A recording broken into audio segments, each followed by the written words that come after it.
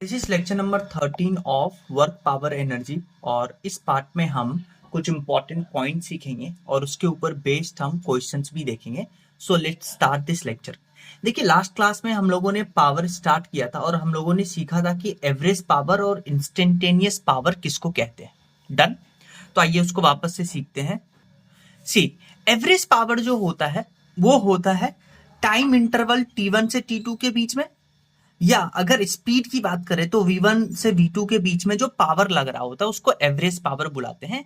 लेकिन एक particular instant पे लगा हुआ पावर उसको हम इंस्टेंटेनियस पावर बुलाते हैं। तो ये एक मेजर डिफरेंस है between instantaneous power and average power.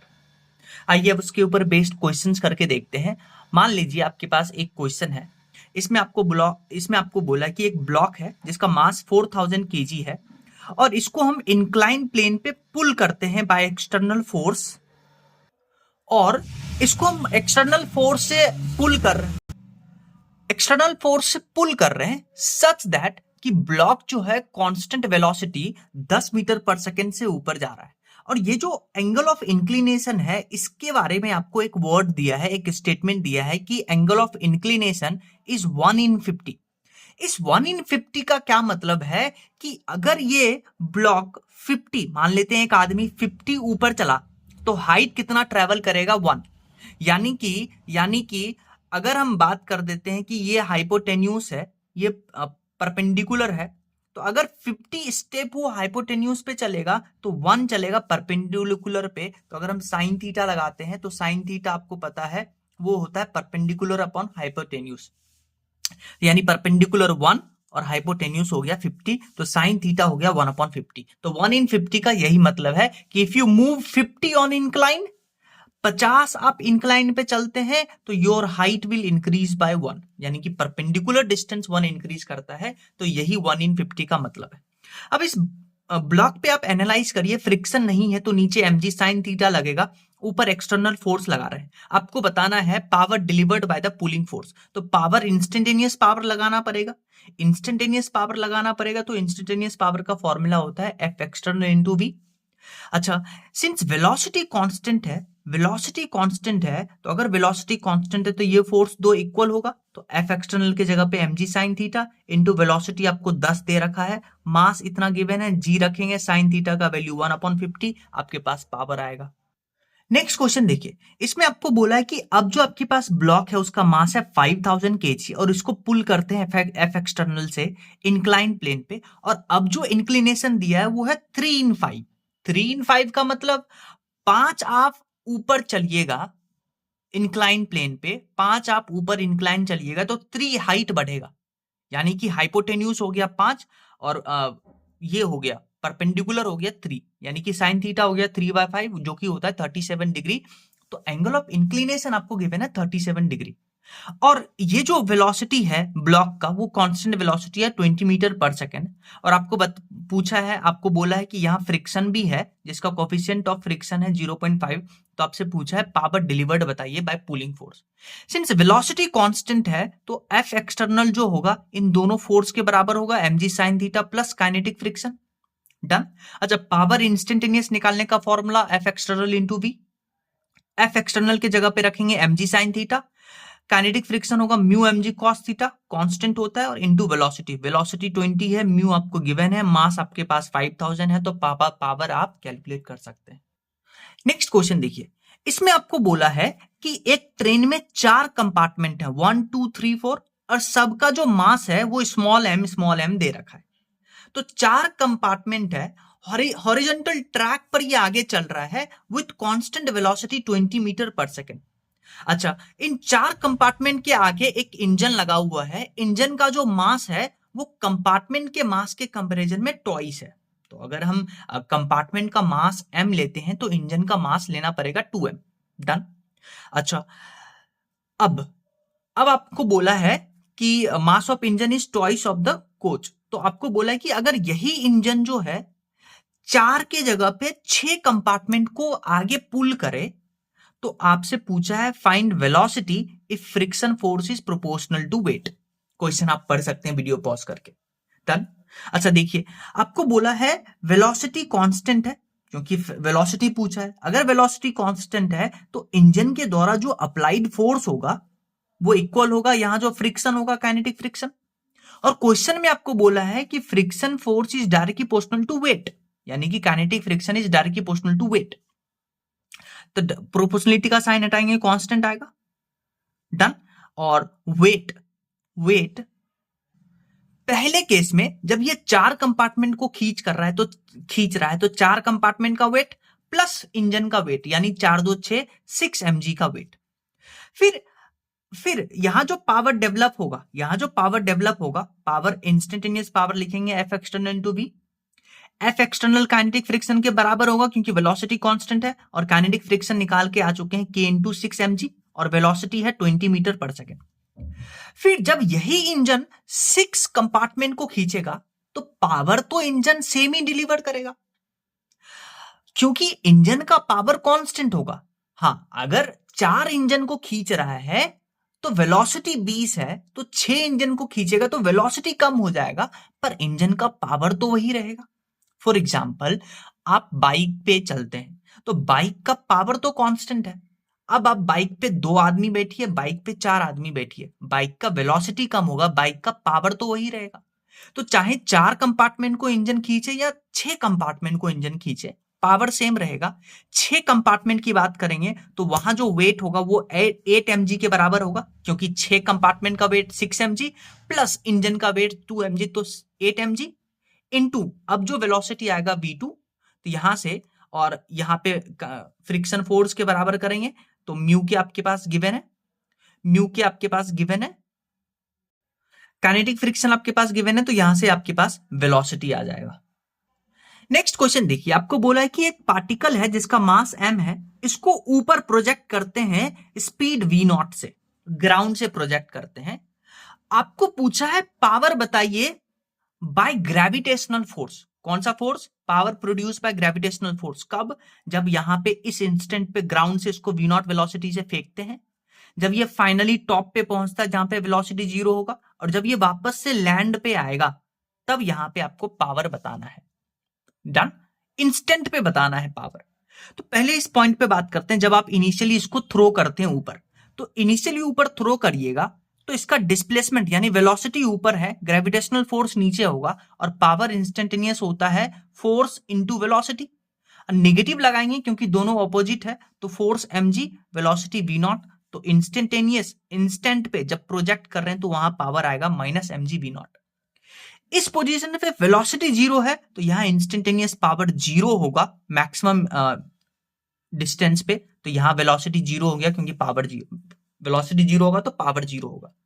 फिर जब ये ग्राउंड पे हिट करेगा तो अब जो वेलोसिटी नीचे होगा v0, ग्रेविटेशनल फोर्स भी mg, तो दोनों सेम साइड में, इसलिए प्लस फोर्स mg और वेलोसिटी v0, तो plus mg v0। Next question देखिए, वेरी इंपॉर्टेंट क्वेश्चन नीट में आया हुआ है। क्वेश्चन में आपको बोला है कि एक पार्टिकल है जिसका मास है 2 kg, और इस पे जब हम ये फोर्स लगाते हैं, फोर्स का वैल्यू देखिए 60 स्क्वायर आई कैप प्लस 40 जे कैप, तो ये फोर्स लगाने से पार्टिकल जो है मोशन में आता है। डन। तो आपसे पूछा है कि इस फोर्स के कारण कितना पावर प्रोड्यूस होगा at time t equal to 1 second, ये आपसे पूछा है। अच्छा, आपके पास देखिए फोर्स है, t इक्वल टू 1 सेकेंड पे पावर निकालना है, मतलब at a particular instant power निकालना है, तो इसको इंस्टेंटेनियस पावर बुलाएंगे, और पता है आपको इंस्टेंटेनियस पावर का एक ही फॉर्मूला होता है F इंटू वी। यस और नो? अच्छा देखिए, आपके पास फोर्स है पर वेलोसिटी आपको क्वेश्चन में नहीं गिवन है, तो पहले हम वेलोसिटी कैलकुलेट करेंगे। कैसे? ध्यान से सुनिए। फोर्स और एक्सेलरेशन में ये रिलेशन होता है, force equal to mass into acceleration, तो एक्सेलरेशन को लिख सकते हैं फोर्स अपॉन मास। मास आपको गिवन है 2 kg, तो आप फोर्स का वैल्यू रखिए और मास रखिए 2, तो एक्सेलरेशन आ जाएगा आपके पास इतना। डन। अच्छा, आपको पता है एक्सेलरेशन होता है, एक्सेलरेशन क्या होता है? dv upon dt। डन। अच्छा, dv क्या होता है? v final minus v initial, तो आप v final minus v initial, dt को इधर शिफ्ट करिए और एक्सेलरेशन का इंटीग्रेशन कर दीजिए, तो आपके पास v फाइनल आ जाएगा, क्योंकि इनिशियल वेलोसिटी तो 0 होगा, क्योंकि पार्टिकल इनिशियली रेस्ट पे होगा, तभी ये फोर्स अप्लाई करेंगे, तभी ये मोशन में आएगा, यानी इनिशियल वेलोसिटी 0। फिर आप क्या करिए? इंटीग्रेट करना स्टार्ट करिए। एक्सेलेरेशन का वैल्यू रखिएगा, इसको इंटीग्रेट करिएगा 0 से t में, तो 3t का square 3t cube divided by 3, फिर इतना, तो यहां से देखिए फाइनल वेलोसिटी आ जाएगा आपके पास इतना आ जाएगा इंटीग्रेट करने पर, वो तो आप कर सकते हैं। फिर आपके पास फोर्स ये है, वेलोसिटी आ गया ये, तो इसका डॉट प्रोडक्ट लीजिएगा आई आई, यानी कि दोनों सेम डायरेक्शन में, तो कॉस 0 क्या होगा 1, तो इसका मल्टीप्लाई करिएगा तो ये आ जाएगा 6t to the power 5 4t to the power 3, t equal to 1 second पे पावर निकालना है तो t इक्वल टू 1 रखिएगा, तो आपके पास पावर इंस्टेंटेनियस आ जाएगा। तो आपको ये पता होना चाहिए कि क्वेश्चन कैसे क्वेश्चन सॉल्व करते हैं। नेक्स्ट ये क्वेश्चन देखिए, ये क्वेश्चन भी बहुत इंपॉर्टेंट है, बहुत बार आया है। इसमें आपको बोला है a particle starts its motion, मतलब इनिशियल वेलोसिटी 0 है, under effect of a force which produces constant power. ये वर्ड आपको समझ में आना चाहिए। Constant power P naught, mass of particle is M, तो आपसे पूछा है वेलोसिटी टाइम रिलेशन बताइए, डिस्प्लेसमेंट टाइम रिलेशन बताइए, डिस्प्लेसमेंट वेलोसिटी रिलेशन बताइए, और फोर्स टाइम रिलेशन बताइए। तो देखिए आपके पास पावर जो है वो कांस्टेंट है, और कांस्टेंट पावर को लिखते हैं फोर्स इंटू वेलोसिटी। डन। कैसे क्वेश्चन को अप्रोच करना है ये सुनिए। फोर्स कितना लग रहा है एफ, पार्टिकल का मास कितना है एम, तो अब देखिए फोर्स को क्या लिख सकते हैं, मास इंटू एक्सेलरेशन। डन। अच्छा, एक्सेलरेशन को क्या लिख सकते हैं, डीवी अपॉन dt लिख सकते हैं, बाकी v और m सेम। फिर आप क्या करिए, इस dv इंटू वी को इधर रहने दीजिए और m को नीचे लेके आइए, m को नीचे लेके आइए और dt को इधर लेके आइए, तो आपके पास देखिए ये बनेगा। और आप क्या करिए, इंटीग्रेट करिए 0 से v 0 से t, अरेंज करके कैसे किए ये आपको समझ में आना चाहिए। v का इंटीग्रेशन 0 से v में तो v square by 2, P naught upon M constant है, dt का इंटीग्रेशन t 0 से t। तो यहां से देखिए वेलोसिटी और टाइम में रिलेशन आ जाएगा, velocity is equal to root under 2 P naught upon M T to the power half. P naught क्या है, कांस्टेंट पावर, एम क्या है, मास ऑफ पार्टिकल। तो वेलोसिटी और टाइम का रिलेशन आ गया इतना। फिर देखिए वेलोसिटी और टाइम का रिलेशन यहां से आया इतना, तो ये वेलोसिटी को आप रूट टी लिख सकते हैं। अच्छा, वेलोसिटी को आप लिख सकते हैं dx अपॉन dt, तो root under 2 P naught upon M T to the power half. फिर आप क्या करिए, इस dt को इधर लेके आइए और दोनों तरफ इंटीग्रेट कर दीजिए। ये तो कांस्टेंट है, ये बाहर ही रहेगा, तो t हाफ का इंटीग्रेशन क्या हो जाएगा, हाँ ये आपको इंटीग्रेशन आता है, ये इतना आ जाएगा, dx का इंटीग्रेशन x, तो आपके पास देखिए x और टाइम में रिलेशन आ जाएगा यहां से सॉल्व करके। डन। अच्छा ध्यान से सुनिए, अब x और टाइम में रिलेशन आ गया इतना। आपको पता है वेलोसिटी और t हाफ में ये रिलेशन होता है, तो आप इसको क्या करिए, ऐसे मॉडिफाई करके लिख लीजिए, t to the power 3 by T को लिख सकते हैं t to the power half to the power q। अच्छा ध्यान से देखिए, क्या ये जो है t to the power half, इसके जगह पे v लिख सकते हैं क्या, क्योंकि v is directly proportional to t to the power half, तो t to the power half के जगह पे v लिख सकते हैं। तो यहां से देखिए x आ गया v क्यूब, तो x और v में रिलेशन आ गया x directly proportional to v cube, या आप ऐसे भी बोल सकते हैं v is directly proportional to x to the power 1/3। फिर आपको निकालना है फोर्स और टाइम रिलेशन। तो देखिए फोर्स आप लिखते हैं मास इंटू एक्सेलरेशन, एक्सेलरेशन को लिख सकते हैं dv अपॉन dt। डन। अच्छा, वेलोसिटी की जगह पे हम ये डाल सकते हैं, वेलोसिटी की जगह पे आप ये डाल दीजिए, ये मत डालिए, वेलोसिटी की जगह पे टाइम का रिलेशन डालिए, क्योंकि फोर्स और टाइम का रिलेशन निकालना है। तो आप वेलोसिटी की जगह पे ये इक्वेशन डाल दीजिएगा। फिर जैसे ही ये इक्वेशन डालिएगा, फिर आप देखिए यहां से सॉल्व कर सकते हैं इसको, तो सॉल्व करेंगे, इसका डिफरेंशिएशन करेंगे टाइम के रेस्पेक्ट में, तो डिफरेंशिएशन करके आपके पास फोर्स और टाइम का रिलेशन आ जाएगा। Force is directly proportional to T to the power minus half, या इसको ऐसे भी लिख सकते हैं, force is directly proportional to 1/√t। Next question देखिए, इसमें आपको बोला एक पार्टिकल है जिसका मास m है और इसके ऊपर एक कांस्टेंट फोर्स हम अप्लाई करते हैं। तो आपसे पूछा है find its power as a function of time if it acquires velocity v1 from rest in time t1। Done. अच्छा, v1 वेलोसिटी t1 टाइम में एक्वायर करता है, तो आपसे पूछा गया है power as a function of time बताइए। तो देखिए पावर इंस्टेंटेनियस पावर होता है फोर्स इंटू वेलोसिटी, फोर्स को लिख सकते हैं मास इंटू एक्सेलरेशन। डन। अच्छा, सिंस फोर्स कांस्टेंट है तो आपको पता है एक्सेलरेशन कांस्टेंट होगा, तो v equal to u plus a T लगाइए। इनिशियल वेलोसिटी 0, तो v at के बराबर आ गया, तो हम v के जगह पे at लिख देते हैं और mass into acceleration as it is. तो यहां से देखिए पावर आ गया ma² इंटू टी। डन। अब ध्यान से सुनिए, v1 t1 टाइम में वेलोसिटी एक्वायर किया v1, तो again v equal to u plus at लगाइए, तो इनिशियल वेलोसिटी 0, तो यहां से एक्सेलरेशन आ जाएगा v1/t1, क्योंकि इस डाटा को भी इंक्लूड करना है। तो यहाँ a स्क्वायर की जगह पे आप v1/t1 का स्क्वायर लिख दीजिए, तो पावर आपके पास आ जाएगा टाइम के रेस्पेक्ट में m v1/t1 का whole square into t। Next question देखिए, इस क्वेश्चन में आपको बोला है कि एक आदमी जो है 10 केजी ब्लॉक को g/3 वेलोसिटी एक्सेलरेशन से ऊपर की ओर खींचता है। ये ऐसे नीचे खींच रहा है, तो ये g/3 वेलोसिटी से ब्लॉक ऊपर जा रहा है। अब आपसे पूछा है, ये जो फिगर में आपको बताया है कि मैन जो स्ट्रिंग को पुल कर रहा है ताकि ब्लॉक जो है एक्सेलरेट कर रहा है ऊपर g/3 से, तो आपको बताना है power given by tension to the block in first 2 second. अब देखिए यहां फर्स्ट 2 सेकेंड आया है, मतलब एक टाइम इंटरवल आया है। अगर टाइम इंटरवल आया है तो यहां पावर एवरेज की बात करेंगे, तो 0 से 2 सेकेंड के बीच में। अब देखिए यहां जो टेंशन होगा, ब्लॉक ऊपर जा रहा है, नीचे इसके ऊपर लगेगा, नीचे इसके लगेगा mg, तो यहां जो टेंशन लेंगे वो mg इफेक्टिव लेंगे। ये मैंने आपको ट्रिक सिखाया था एनएलएम में। और g इफेक्टिव दोनों अपोजिट है, तो g इफेक्टिव लेंगे g प्लस ए, तो g प्लस ए लेंगे, तो a आपके पास g/3 है, तो यहां से टेंशन आ गया 4mg/3। अच्छा, एवरेज पावर होता है work done upon time. Work done को लिख सकते हैं, किसका वर्क डन, किसका पावर निकालना है, टेंशन का, तो वर्क डन लेंगे टेंशन और उसी का डिस्प्लेसमेंट इनटू टाइम। डन। तो यहां से देखिए दोनों सेम डायरेक्शन में, क्योंकि टेंशन ऊपर डिस्प्लेसमेंट ऊपर होगा, तो यहां पॉजिटिव ts/t लिखेंगे। डन। अच्छा, ये जो ब्लॉक है ये फर्स्ट 2 सेकेंड में कितना डिस्प्लेसमेंट करेगा वो भी तो निकालना पड़ेगा, क्योंकि इनिशियली वेलोसिटी 0 था, तो सेकेंड इक्वेशन लगाएंगे ut plus half at square, initial velocity 0, half acceleration है g/3, टाइम लेंगे 2, तो डिस्प्लेसमेंट आ गया 2mg/3। तो फिर टेंशन का वैल्यू रखिए 4mg/3, डिस्प्लेसमेंट का रखिए और टाइम रखिए 0 फर्स्ट 2 सेकेंड में, तो फर्स्ट 2 सेकेंड में 1/2। डन। तो यहां से आपके पास पावर आ जाएगा।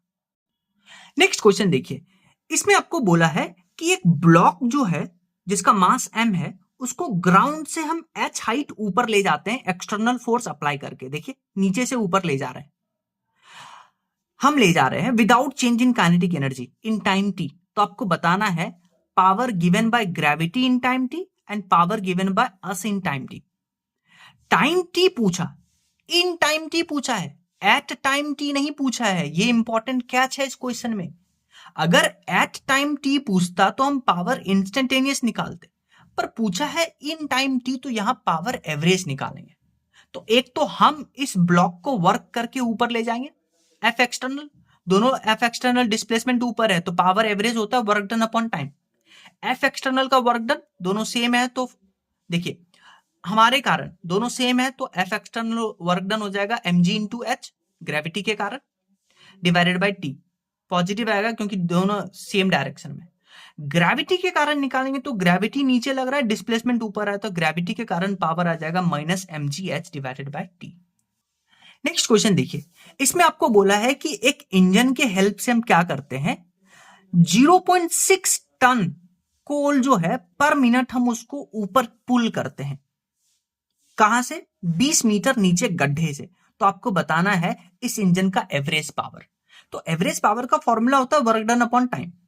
अच्छा, work done force into displacement. इस 0.6 टन को हम ऊपर खींच रहे हैं टेंशन लगा करके, तो फोर्स और डिस्प्लेसमेंट दोनों सेम डायरेक्शन में, इसलिए प्लस mgh और डिवाइडेड बाय टाइम। तो मास आपके पास है 0.6 टन को हम केजी में कन्वर्ट करेंगे, जी के जगह पे 10, कितना हाइट से ले जा रहे हैं 20, और टाइम कितना है पर मिनट यानी कि 60 सेकेंड, तो आपके पास पावर एवरेज आ जाएगा।